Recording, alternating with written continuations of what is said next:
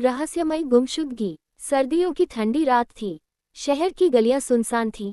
हल्की हल्की धुंध पूरे माहौल को रहस्यमयी बना रही थी। इंस्पेक्टर अजय अपनी जीप में बैठकर केस की फाइल पढ़ रहे थे।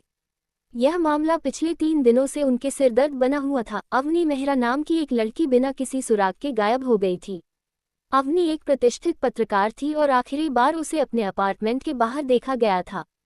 उसकी दोस्त सिया ने पुलिस को बताया था कि अवनी किसी बड़े घोटाले की रिपोर्टिंग कर रही थी, लेकिन उसने ज्यादा जानकारी साझा नहीं की थी।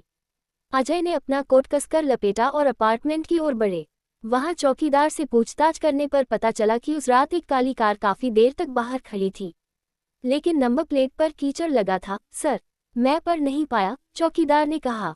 अजय ने सीसीटीवी फुटेज निकलवाया। स्क्रीन पर दिखा कि अवनी किसी से फोन पर बात कर रही थी और अचानक घबराकर इमारत से बाहर निकली। फिर वह गली के कोने पर मुड़ी और कैमरे की नजरों से ओझल हो गई।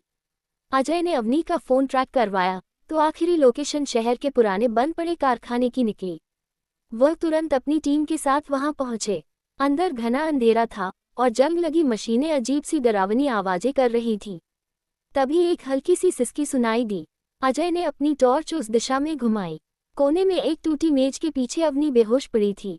उसके हाथ बंधे हुए थे। उन्होंने तुरंत उसे छुड़ाया। जैसे ही अवनी होश में आए, उसने कांपती आवाज में कहा, मुझे रोकने के लिए उन्होंने मुझे यहाँ बंद कर दिया था। उनके पास बड़े नेताओं और उद्योगपतियों के काले कारनामों के सबूत हैं। अजय समझ गए कि यह कोई साधारण गुमशुदगी का मामला नहीं था, बल्कि इसमें बड़े लोगों का हाथ था।